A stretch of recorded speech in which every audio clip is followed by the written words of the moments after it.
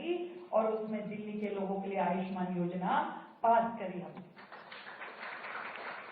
आज आयुष्मान योजना के माध्यम से दिल्ली के 6.5 लाख परिवारों को इंश्योरेंस नहीं, हेल्थ का एश्योरेंस मिला है कि 10 लाख रुपए तक का इलाज, आपको कोई भी तकलीफ आए, बीमारी आए, आपके पास में चॉइस है।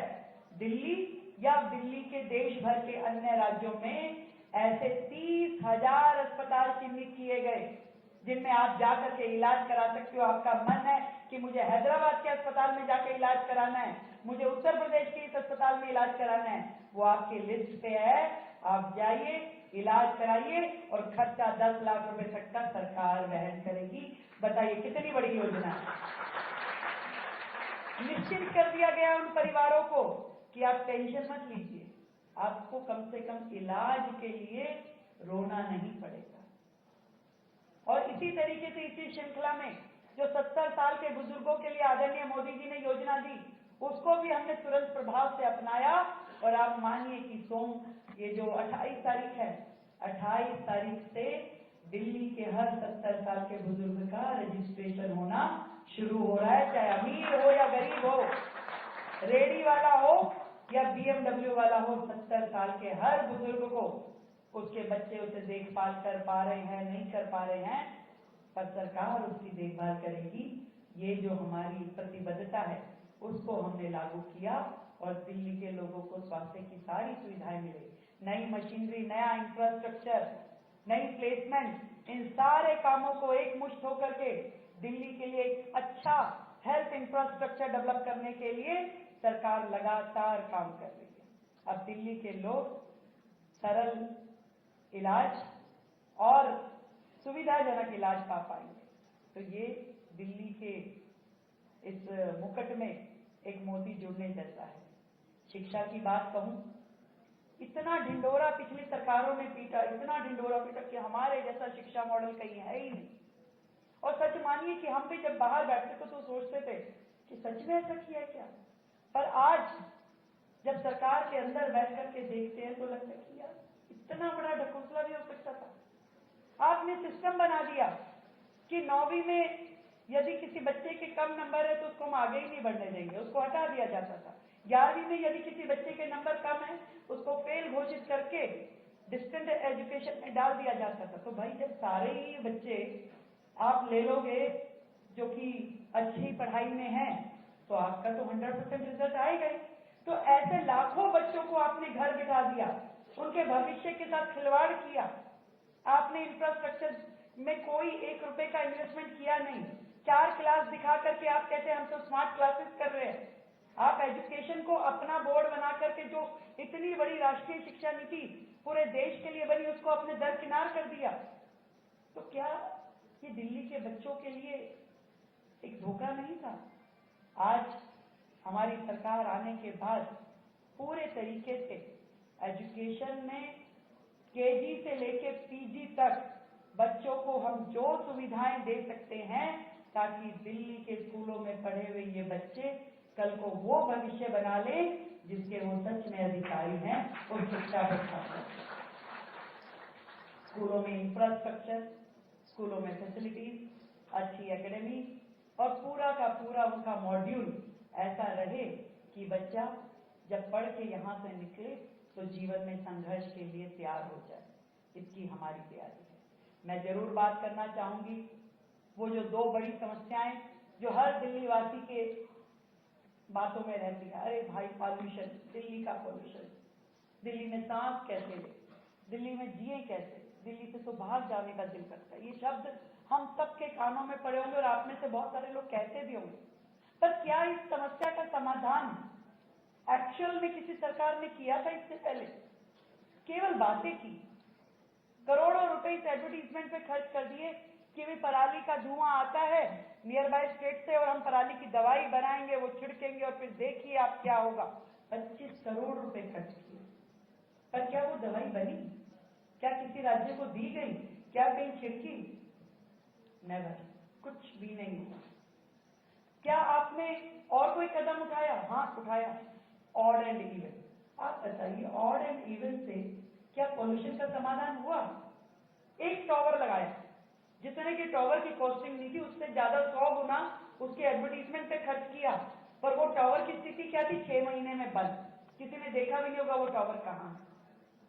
पर आज जो सरकार आई, जेन्युइनली कैसे दिल्ली का पॉल्यूशन खत्म हो, इसके लिए घंटों बैठ के पूरा का पूरा स्टडी करके और एक्सपर्ट्स के साथ में एडवाइजेस लेके एक पूरा लेआउट प्लान बनाया गया, किस किस सेक्टर में काम करना हो। जो देखिए कंपोनेंट क्या है एयर पॉल्यूशन के, आपका डस्ट पार्टिकल जो आपके सड़क किनारे धूल उड़ती है, डस्ट पार्टिकल जो आपकी गंदगी फैली रहती है, आपका व्हीकलर पॉल्यूशन, आपकी गाड़ियां चलती हैं उसमें से आपका धुआं निकलता है, वो आपका एयर पॉल्यूशन के मेजर कंटेंट है। कैसे खत्म होंगे भाई? दिल्ली जो है इलेक्ट्रिक व्हीकल्स पे है, इसकी तैयारी करने के लिए 100% पब्लिक ट्रांसपोर्ट इलेक्ट्रिक व्हीकल्स में कैसे कन्वर्ट होगा, उसकी पूरी तैयारी कर दी गई है कि 2028 तक 100% इलेक्ट्रिक व्हीकल जो पब्लिक सेक्टर के हैं उसको हम लेके आ पाए, और उसके साथ में जो प्राइवेट सेक्टर के हमारे व्हीकल हैं, वो स्कूटर है, वो गाड़ियां हैं, उसको मोटिवेट करें, उसमें हम योजना दे करके, उसमें रिबेट दे करके, उसका रोड टैक्स खत्म करके हम उनको इतना मोटिवेट करें कि धीरे धीरे करके हमारा जो ट्रांसपोर्ट सिस्टम है वो सारा का सारा पॉल्यूशन फ्री मोड पे आ जाए, इसकी तैयारी हम कर रहे हैं। इसके साथ डस्ट पार्टिकल, अब देखिए कितनी मजेदार बात है, पिछली सरकारें डस्ट पार्टिकल कैसे ना चले उसके लिए जो स्मोक गन्स होती थी, जो आप देखते हैं ना सड़क पे वो पानी डालती हुई चलती हैं, स्प्रिंकलर्स होते हैं, कब चलाते थे? जब सर्दी आ गई, जब बिल्कुल लग गया कि अरे भाई अब तो बिल्कुल प्राण हथेली पे आ गए, कोर्ट ने डायरेक्शन दे दी, उस 1, 1.5, 2 महीने में केवल चलती। पर क्या पॉल्यूशन 2 महीने की कहानी है? ये 12 महीनों का काम है। आज गर्मी के मौसम में भी जो धूल उड़ रही है, आज भी AQI अधिक है। आज पूरे विश्व में यदि दिल्ली पॉल्यूशन के नाम पे धब्बा बन गया है कि भाई दिल्ली का पॉल्यूशन सबसे ज्यादा है, तो उसकी तैयारी, उसके लिए काम 12 महीने करने की जरूरत है, 12 महीने। और उसकी तैयारी हमने करी है कि आज जो भी मशीनरी हम चलेगी, हमने व्यवस्था बनाई कि 1000 वाटर स्प्रिंकलर दिल्ली में चलेंगे, और वो भी बारिश का मौसम छोड़ के पूरे के पूरे आपके 10 महीने 11 महीने आपको रोड पे दिखाई देंगे और काम करते हुए दिखाई देंगे। तब जाकर के ये पार्टिकल जो डस्ट पार्टिकल है सेटल डाउन होंगे। इसके अलावा जो आपके इलेक्ट्रिक पोल है, इस पे वाटर स्प्रिंकलर लगे ताकि उसके आसपास का जो पौधे लगे, जो ग्रीन एरिया है, उस पे भी डस्ट ना हो। एक एक चीज पे चर्चा करते हुए, जो हाई राइज बिल्डिंग है उन पे हम मैंडेटरी करेंगे कि आप अपने स्प्रिंकलर लगाएं और हाई राइज बिल्डिंग के माध्यम से जो वायु प्रदूषण है वो कम हो। इसी तरीके से अनेकों स्टेप्स, हर चीज पे माइक्रो मैनेजमेंट के साथ में आपके एयर पोल्यूशन काउंट करने वाले जो टावर है उसकी डाइवर्सिटी, उसको अलग अलग जगहों पे लगाना, एक्चुअल मॉनिटरिंग करना, और एक पूरी दिल्ली के integrated command and control centre, उसकी तैयारी हो। इस तरह की तैयारियां दिल्ली सरकार कर रही है। तो ताली बजानी तो जोर से बजाओ, जोर से बजाओ।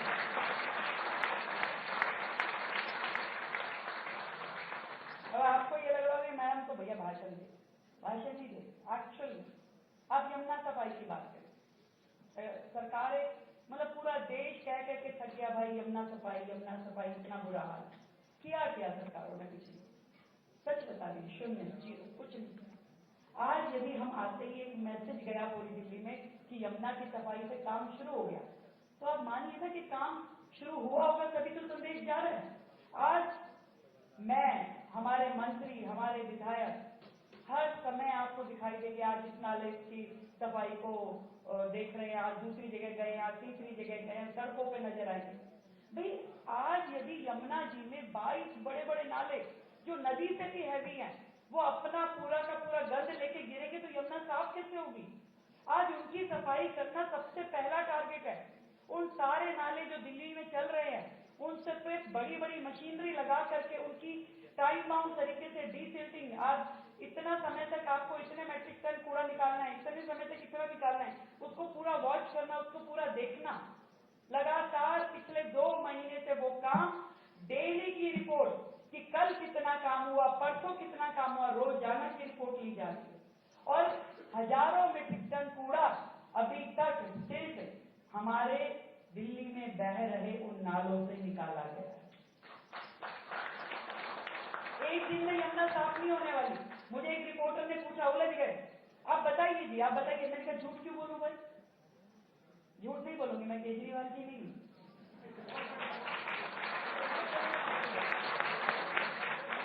मैं नहीं बता सकती आज कब तक खत्म होगा, पर मैं इतना बता सकती हूँ कि हमारी नीति और नियत दोनों साफ है भाई। काम करने की नियत है और काम हम कर रहे हैं, लगातार कर रहे हैं हर चीज को टाइम बाउंड तरीके से कि भाई ये काम इतने दिन में पूरा होना चाहिए। फिर खड़े हो जाते हैं, किसी डिस्ट्रिक्ट के लिए जाकर भी इस हफ्ते आए आपको 10 दिन बाद दोबारा आके खड़े होंगे, बताना पड़ेगा। तो दिखाते हैं कि देखिए मैडम ये पूरा ब्रिज है, ब्रिज के इतने बैरिकेड बने हुए हैं। पिछली बार हमने देखा एक बैराज से पानी निकल रहा था, अगली बार देखा 3 से निकल रहा है। तो समझ में आता है कि सफाई हो रही है, दिखता है भाई। आज यमुना जी में जब 2023 में बाढ़ आई और दिल्ली पानी में डूब गई, वो कितना शर्मनाक विषय था। क्यों? क्योंकि कभी नालों की सफाई हुई नहीं थी। आज यदि दिखने में हमें लगता होगा यार क्या विषय है ये नालों की सफाई, पर बहुत बड़ा विषय है। आपके घर की सीवर से लेकर के और यमुना जी की सफाई तक ये सारा जुड़ा हुआ है।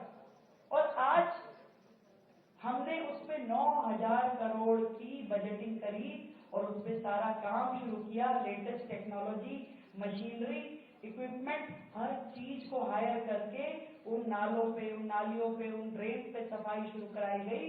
और उससे भी ज्यादा यमुना जी की सफाई का पूरा लेआउट प्लान बना करके काम शुरू हुआ। कूड़े के पहाड़ अगला विषय जो दिल्ली का कंसर्न रहता है। भाई इतने बड़े बड़े काम बातों में खत्म हो गए क्या? एमसीडी के चुनाव से पहले कहती थी सरकार, केजरीवाल जी आप मुझे दे दीजिए, मैं 1 साल में एक गया, 1 साल भी गया, दूसरा भी गया, अब वही खुद ही चले गए।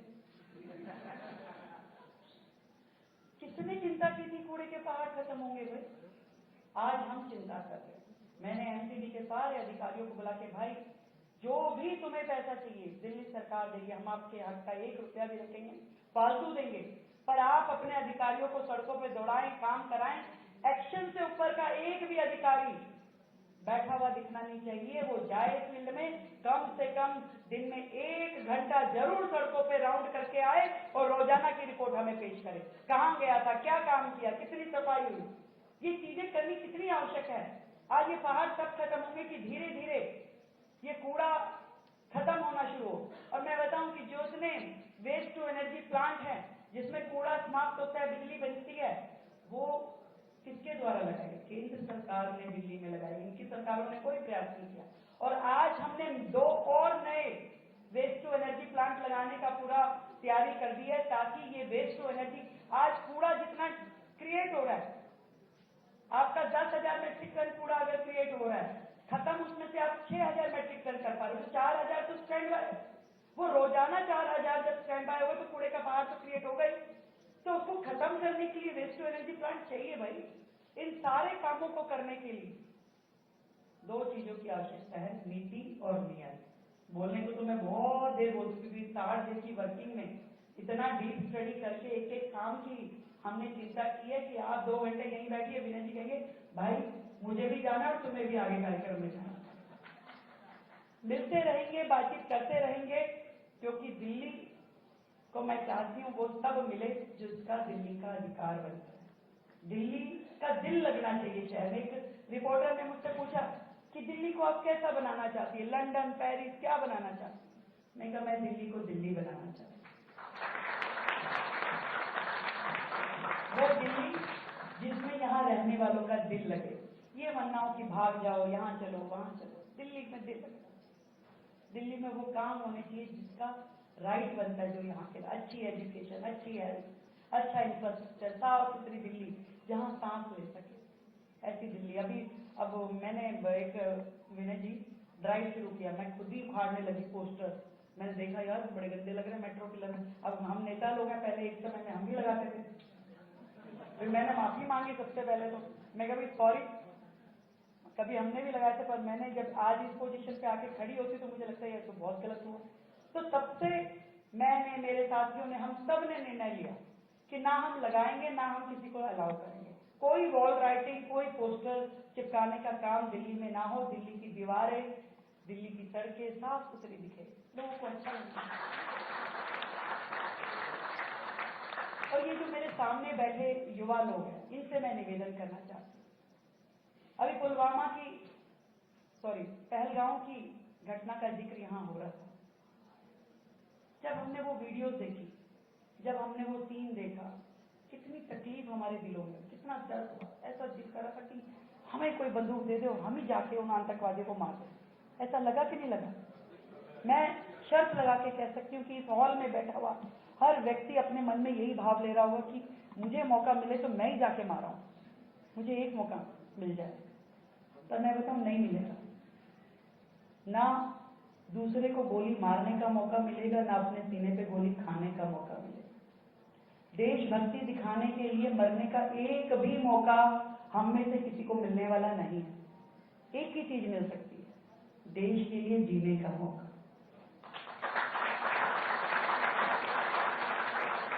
हम सब लोग समाज में रहने वाले वो लोग हैं जो एक्टिव है, जो विषयों को समझते हैं, और यदि अपनी देशभक्ति दिखाना चाहते हो, मन है देश के लिए कुछ करने के लिए, मातृभूमि के लिए कुछ करना है, तो देश के लिए जीना सीखिए, देश के लिए चलना सीखिए। और वो आपकी जो महारत है, जो आपकी फील्ड है, आप स्पोक्स पर्सन बनिए देश के लिए अच्छा सोचना, बोलना, और जो अच्छा कर रहा हो उसके लिए कहना। ये हम सबको करना पड़ेगा। सही को सही कहना, गलत को गलत कहना जब शुरू कर देंगे तो आप मान लीजिए कि देश आगे बढ़ना शुरू हो जाएगा। आज के इस आयोजन के लिए मैं आप सबको बहुत बधाई देती हूँ कि आप सब यहाँ आए और देश की प्रगति का हिस्सा बन रहे हैं। हम सब मिलके जब एक एक कदम भी देश के हित में, देश की प्रगति के लिए बढ़ाना शुरू करेंगे तो यकीन मानिए कि देश रोजाना 140 करोड़ कदम आगे बढ़ना शुरू हो जाए। Thank you so much.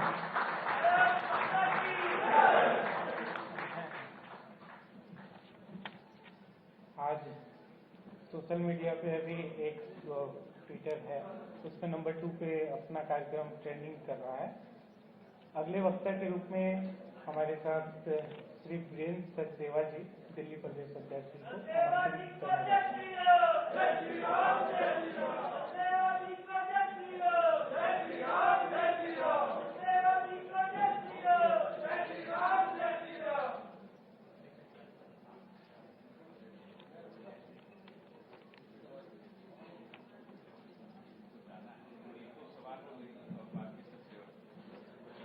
Ma'am को कुछ दूसरे कमिटमेंट के कारण अभी जाना है, उससे जाने से पहले मैडम चाह रही हैं कुछ सवाल लेने के लिए। विकास पांडे जी ने कुछ सवाल कलेक्ट किए हैं आज के जितने भी डेलीगेट्स हैं उनके से, तो विकास पांडे जी से मैं रिक्वेस्ट करूंगा कि कुछ सवाल मैडम के समक्ष रखें।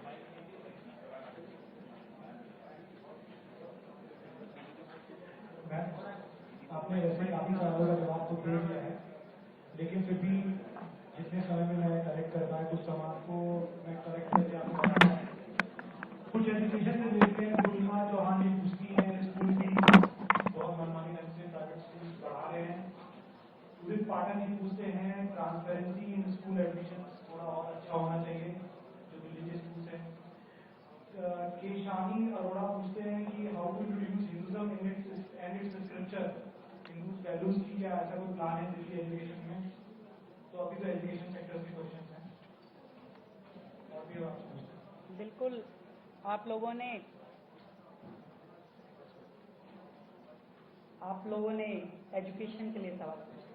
सही कह रहे हैं आप कि यहाँ अभी तक की जो व्यवस्थाएं थी, कोई बहुत ही स्ट्रॉन्ग नियम स्कूलों के लिए नहीं था। स्कूल हर साल अपनी फीस बढ़ाने की प्रक्रिया को लगातार चालू रखे हुए हैं।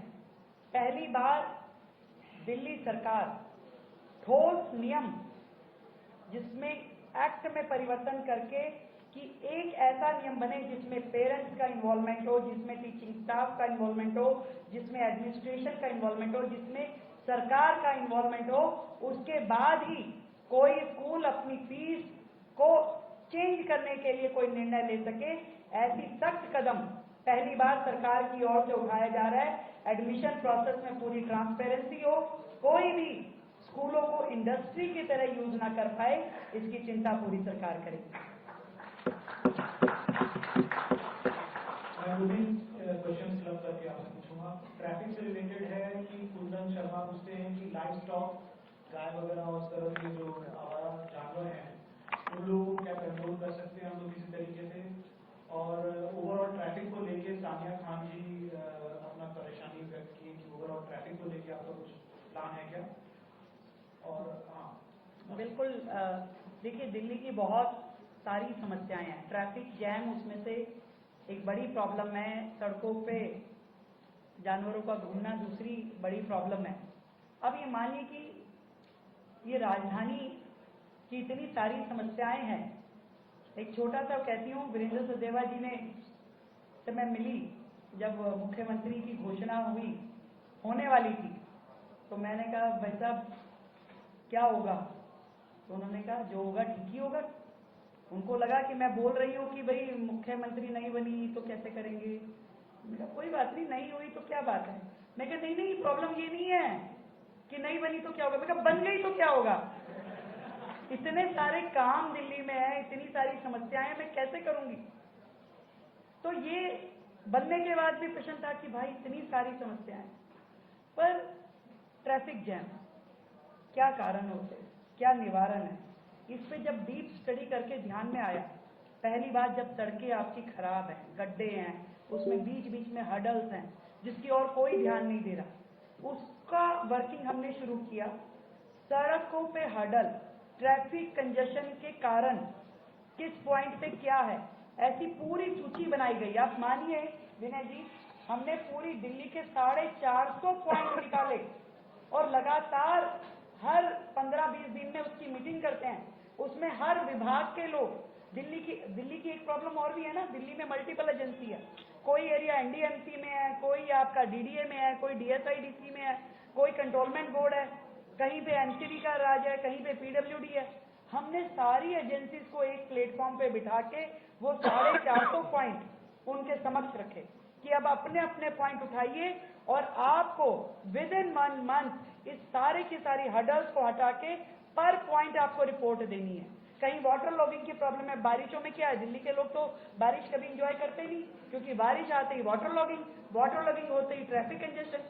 हमने जितने ट्रैफिक इसके वाटर लॉगिंग के पॉइंट थे, मतलब सिर्फ पीडब्ल्यूडी के 385 पॉइंट थे, उन 385 पॉइंट पे हर पॉइंट का एक नोडल ऑफिसर बनाया कि भाई कल को अगर यहाँ पे पानी भरा तो तुम्हारी नौकरी जाएगी। क्यों, जिम्मेवारी तो तय हो कि ये पॉइंट पे पानी भर रहा है, किसकी जिम्मेवारी है। जेई कहेगा एई की, एई कहेगा एक्शन की, एक्शन कहेगा मेरा क्या मतलब, मेरी थी नहीं है तो डीडीए की, डीडीए कहेगी एमसीडी की है। हमने हर एजेंसी को बिठा के उसके कनेक्टेड पॉइंट दे दिए कि भाई यहाँ वाटर लॉगिंग होती है तो किसकी जिम्मेदारी होगी, यहाँ पे यदि ट्रैफिक कंजेशन होता है या गड्ढा नहीं भरा गया तो किसकी जिम्मेदारी होगी। तो जिम्मेदारी तय करके अब उसका निवारण का जो कार्यक्रम चल रहा है, मुझे लगता है कि उससे दिल्ली के ट्रैफिक जैम में काफी सुविधा मिलेगी।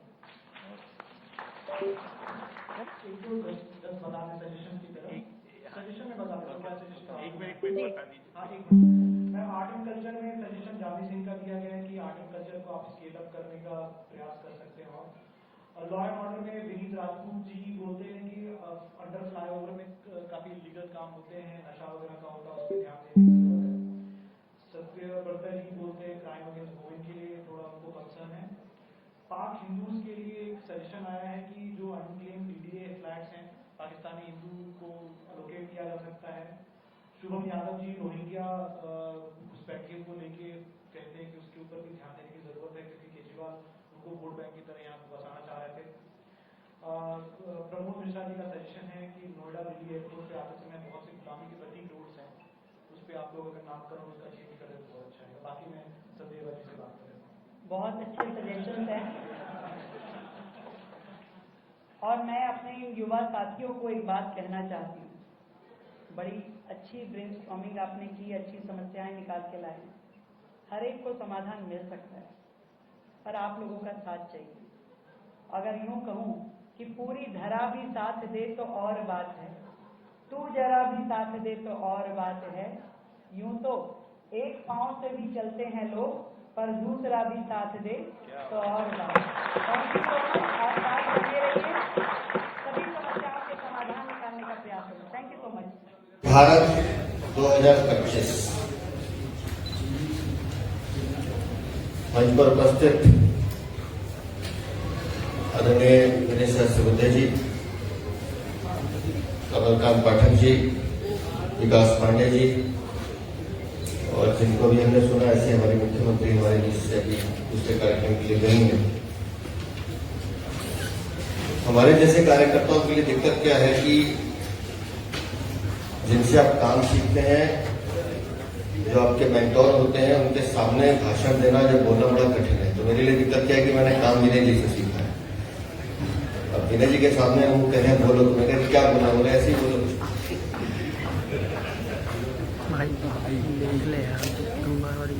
सबसे ज्यादा संतोष भाई हंस रहे हैं। विकसित भारत है क्या? मुख्यमंत्री ने कहा कि विकसित दिल्ली से विकसित भारत का रास्ता निकलेगा।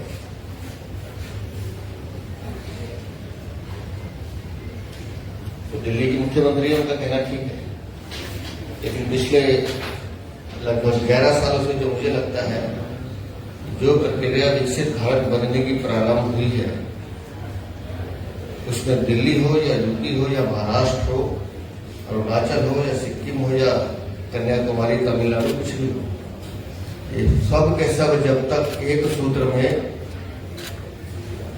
नहीं बनेंगे तब तक विकसित भारत नहीं बनेगा। पर उनको एक सूत्र में बांधने का काम 140 करोड़ की जनता के मन की आकांक्षाओं को पूरा करने का काम माननीय प्रधानमंत्री जी कर रहे हैं। इसलिए मुझे लगता है विकसित भारत बन सकता है। विकसित भारत हम सपना नहीं कह सकते, लेकिन मेरा मानना ये एक संकल्प है, और इस संकल्प की पूर्ति तब होगी जब ये 140 करोड़ लोग, जिसमें हम लोग भी शामिल हैं, हम अपना दायित्व समझें। विकास मुझे बता रहे थे कि बहुत सारे यूथ यहां बैठे हैं और अभी विकसित भारत डायलॉग, ये है नाम, ये ट्रेंड कर रहे हैं विश्व में बताया विकास। हम सब अधिकार की बात करते हैं, लेकिन अपने दायित्व अपने कर्तव्य की बात करते हैं। जिस दिन ये 140 करोड़ लोग अपने कर्तव्यों और अपने दायित्व की बात करने लगेंगे, उस दिन मेरा भारत विकसित भारत बनेगा।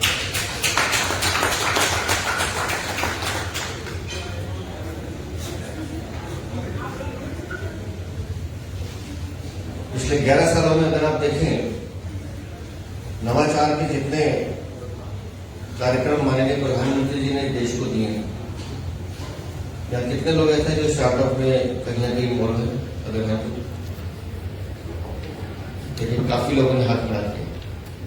जब पहली बार स्टार्टअप सुना था तब हम क्या सोचते थे, और आज एक स्टार्टअप हमारे लिए क्या है। स्किल इंडिया जब पहली बार प्रधानमंत्री ने बोला था तो हमें भी समझ में नहीं आया था कि स्किल इंडिया में करना क्या है। या जिस दिन डिजिटल क्रांति की बात की थी, मुझे ध्यान है, मैं भी उन लोगों में था कि जब वो कहते थे कि पर्स में पैसे की जरूरत नहीं, सिर्फ कार्ड की जरूरत होनी चाहिए, मोबाइल में से पेमेंट होगी, तो हम भी सोचते थे ये कैसे होगा। लेकिन आज जब सब्जी लेने जाते हैं तो 20 रुपए के लिए भी वो कहता है, बोर्ड आगे कर देता है कि कीजिए। तो हमारे देश में हर नागरिक में काम करने की क्षमता है, योग्यता है। प्रधानमंत्री ने उस योग्यता, उस काम करने वाले को आगे बढ़ाने का काम किया है। इसलिए मुझे लगता है कि ये सपना नहीं, विकसित भारत बन सकता है। पिछले 11 वर्षों में आप सिर्फ आंख बंद करके करना है। यहाँ जो जनरेशन बैठी है, जो मुख्यमंत्री जिस बात का जिक्र कर रही थी, आखिरी बार भारतीय जनता पार्टी की सरकार 98 में खत्म हुई, 93 से 98। और 98 से लेकर 2025 इस ड्यूरेशन में जो लोग पैदा हुए हाथ खड़ा करें। काफी नंबर अच्छा है। अब इन लोगों को क्या पता कि 93 में क्या हुआ था, 94 में क्या हुआ था, उसमें दिल्ली कैसी थी। आप लोग तो दिल्ली वो देख रहे हो जो आपने अभी देखी। भारतीय जनता पार्टी का शासन जब जब देश के किसी भी कोने में आया है तब तब विकास की गति बढ़ी है।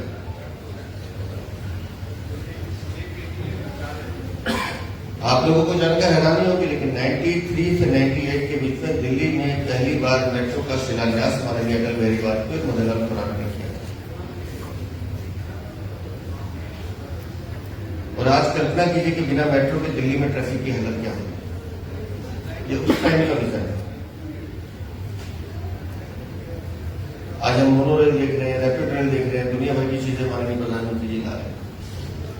पिछले 11 सालों में जितना परिवर्तन इस पूरे हिंदुस्तान में आया है, मैंने जब हम स्टडी करते हैं चीजों को, मैं भी पॉलिटिकल साइंस का स्टूडेंट हूँ, पिछले 70-75 सालों में इतना परिवर्तन नहीं आया देश में जितना 11 सालों में आया।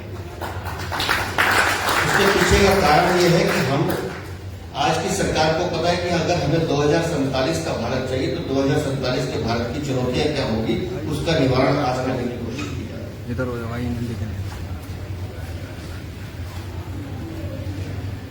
और किसी एक फील्ड पे चीज रुकती नहीं है। मैंने स्टार्टअप का नाम ले लिया, स्किल इंडिया का नाम ले लिया, डिजिटल का नाम ले लिया, लेकिन कितने मेट्रोज, कितने हाईवेज बन रहे हैं इस पूरे देश में, अपन अंदाजा लगा सकते हैं। यहाँ पीटी साहब बैठे हैं पुणे से,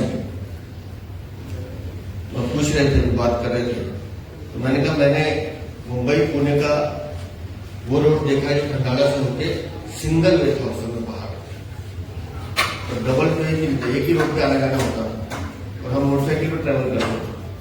लेकिन आज जब हम मुंबई और पुणे एक्सप्रेस वे की बात करते हैं तो हिंदुस्तान का वो पहला एक्सप्रेस वे था जो बहुत चर्चित हुआ, उसके बाद से एक्सप्रेस वे बनने शुरू हुए।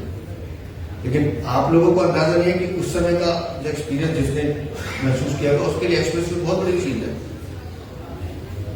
आज पूरे हिंदुस्तान में इस तरह का जाल बिछा है, ये पहले क्यों नहीं हो रहा? आज से 11 साल पहले ये सब काम क्यों नहीं हो रहे? आज इस सरकार की उपलब्धता सबसे बड़ी क्या होती है? विनय जी तो सरकार का हिस्सा नहीं है। इस सरकार की सबसे बड़ी उपलब्धता है, या मैं कहूं कि उपयोगिता है, वो ये है कि माननीय प्रधानमंत्री जी जिस योजना का शिलान्यास करते हैं उसका उद्घाटन भी स्वयं करते हैं। ये बताता है कि काम की गति क्या है, ये बताता है कि विजन क्या है।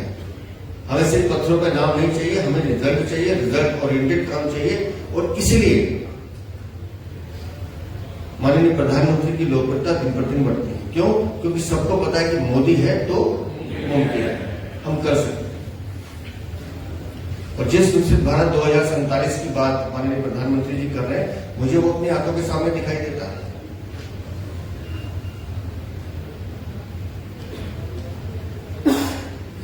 मुझे वो चीजें दिखाई देती हैं। और इसलिए जब मुख्यमंत्री दिल्ली की बात कर रही थी तो मैं इस बात को लेकर पूरी तरह से आश्वस्त हूं कि हम 5 सालों में, अभी 5 साल का बजट मिला दिल्ली को भारतीय जनता पार्टी के लिए, इन 5 सालों में हम दिल्ली को उस राह पर तो ले आएंगे जहां लोगों को लगने लगेगा कि हाँ, ये वो सरकार है जो दिल्ली को विकसित दिल्ली बना सकती है। सहयोग है कि आज दिल्ली में महापौर और डिप्टी मेयर का इलेक्शन था, और अच्छा है कि भारतीय जनता पार्टी के दोनों हमारे उस वोटिंग में जीत कर आए हैं। तो हम उसको कुछ चैनल वाले पूछ रहे थे ये क्या कहेंगे ट्रिपल इंजन की सरकार है, तो उनका कहना नहीं, अब करके दिखाना होगा, क्योंकि अब हमारे पास कोई बहाना नहीं है। नगर निगम भी हमारी है, दिल्ली की सरकार भी हमारी है, केंद्र की सरकार भी हमारी है, तो अब तो करके दिखाना पड़ेगा। अब बातें बनाने से बात नहीं चलेगी। और आज उनके इलेक्शन के बाद जो एक मंत्र में उनको लेकर आया हूं अपने पार्षदों को कि 24/7 सड़क पर आइए, अगले 3 महीने में मुझे दिल्ली कूड़ा मुक्त चाहिए, सड़कों पर कूड़ा नहीं दिखना चाहिए।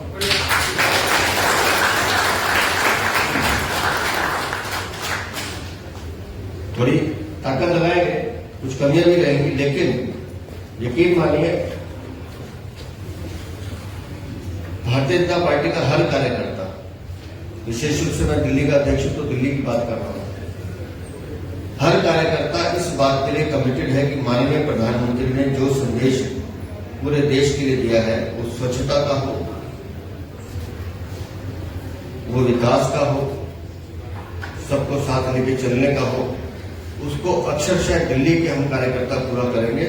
और विकसित भारत की जिस कल्पना को आप सब भी अपने, मैंने जो क्वेश्चन रहे मैं बैठूंगा थोड़ी सुनूंगा, इसमें कई सुझाव अच्छे नहीं, लेकिन हर काम को करने के लिए संकल्प होना बहुत जरूरी है। और संयोग से ईश्वर ने कुछ ऐसा दिया है कि कह सकते हैं आप, मैं जो बोलता हूं वो हो जाता है।